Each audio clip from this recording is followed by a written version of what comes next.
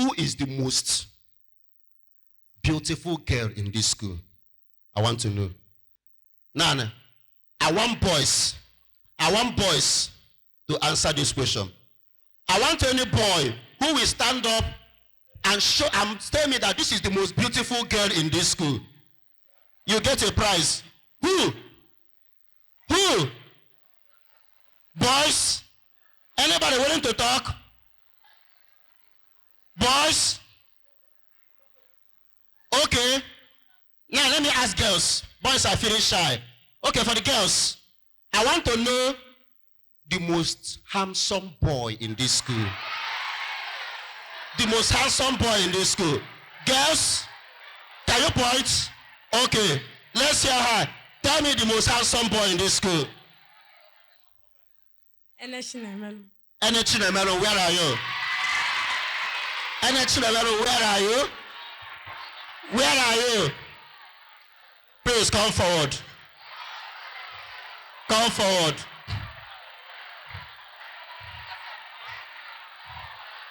Come forward.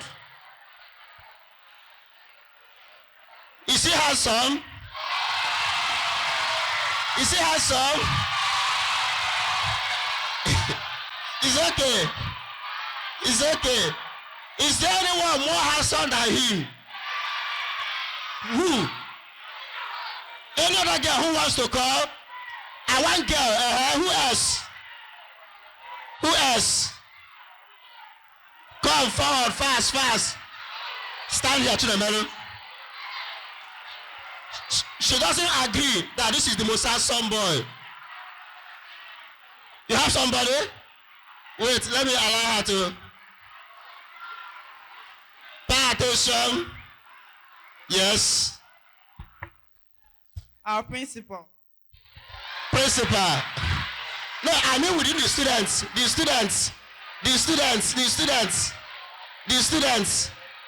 Who else? Yes.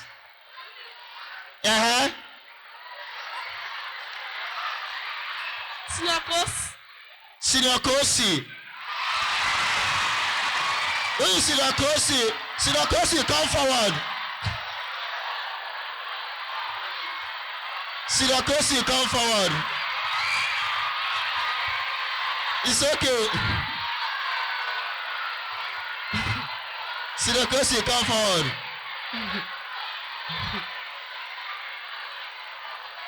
Is he a handsome boy? Please stand here. Now sit down. Sit down. Pay attention. I have gotten what I need. And trust me, these two boys are very handsome. Trust me, very handsome. Now pay attention. I have a story I want to tell. Now listen to this story. Listen. An Italian man called Leonardo da Vinci, a very wonderful artist.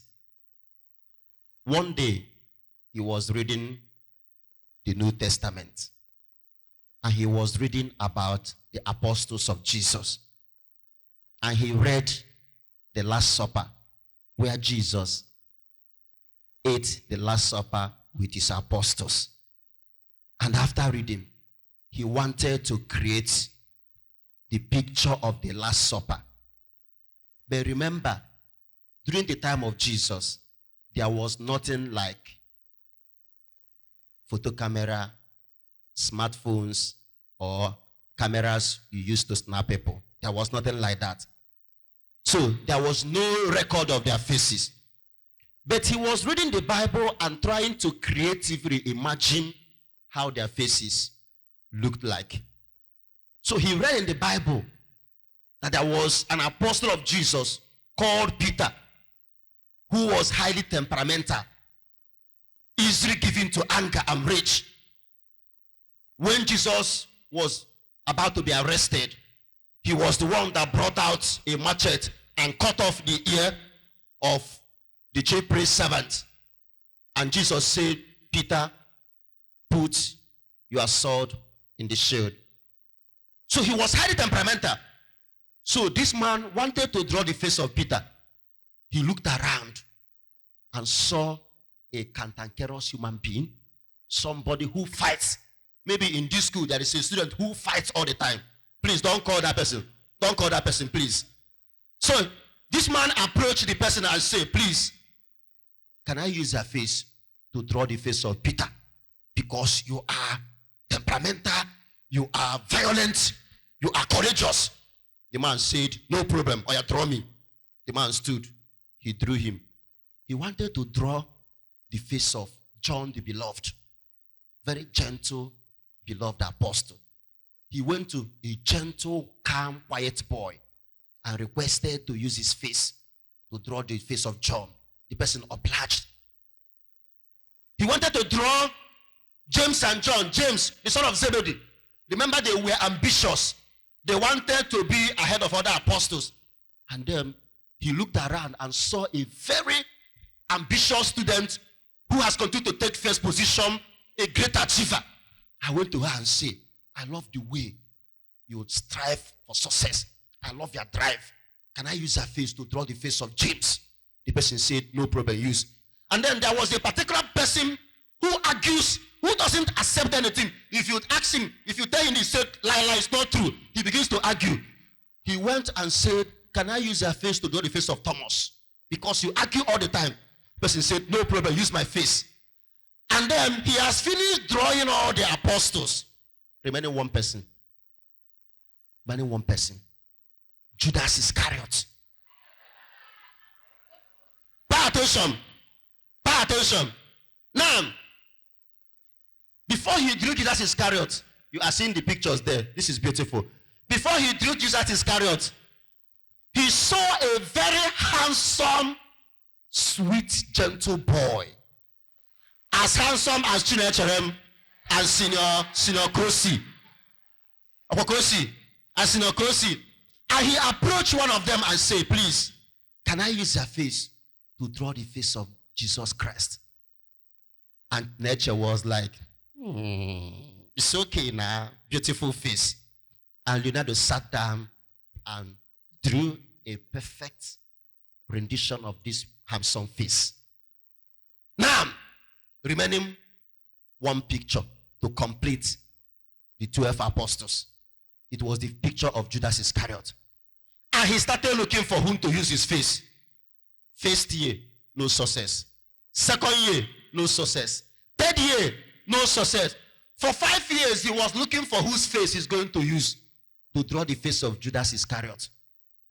One day, he was going somewhere and came to a public place like this parish.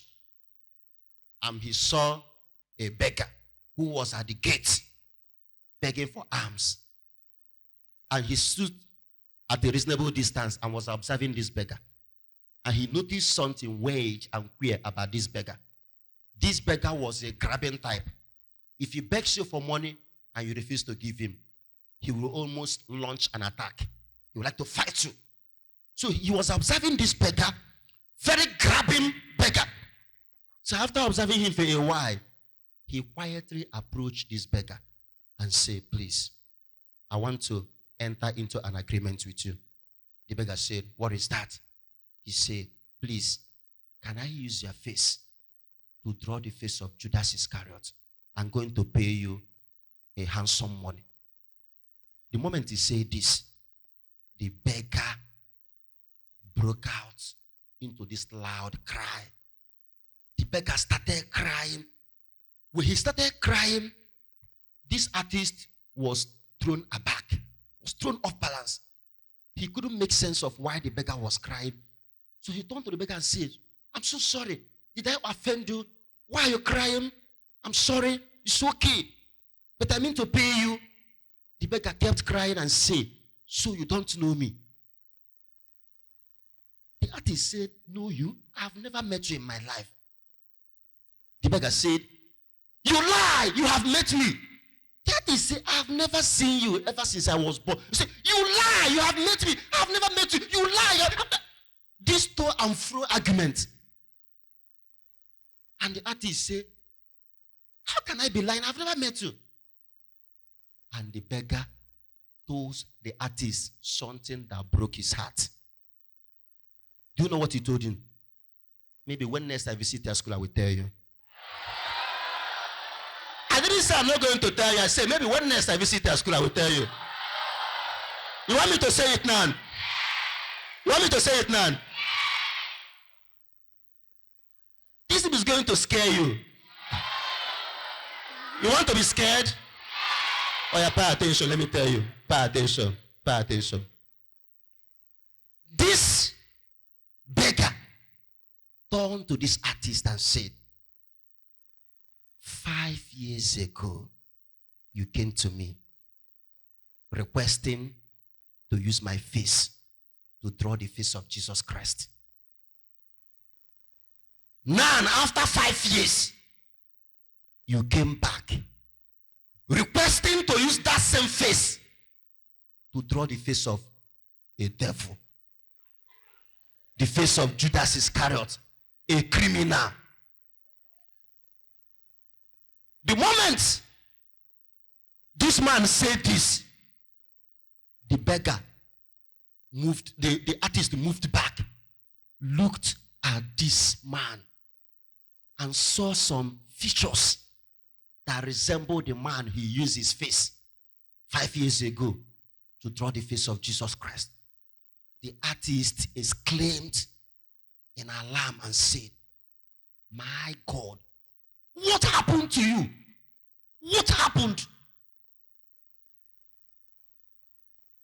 The man started crying and said, it's a long story. The artist said, I'm interested in that story. What happened?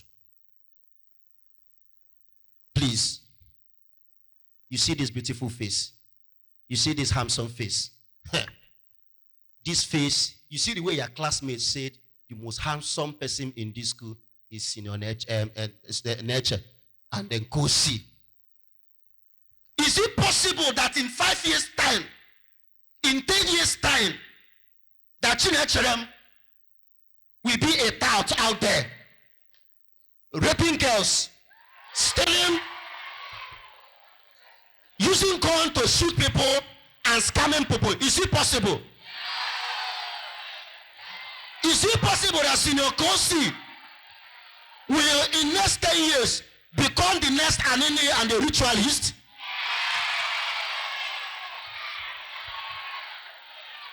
I don't know. I don't know. But the saying is that tomorrow is pregnant. I don't know. But I want to tell you here.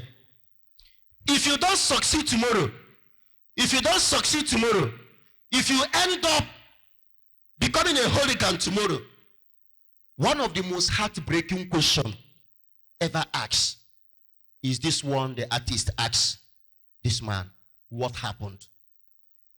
What this question meant is that it shouldn't have happened. You have no reason not to succeed. You have no reason not to be successful. The question I ask is, who is the most handsome boy in this school? And your classmate brought you guys out. Never you for one day do something that if we rephrase the question and say, who is the worst criminal in this world? Who is the ugliest devil in this world? That somebody should even give thought of calling your name. Please say God forbid. Go to your seats.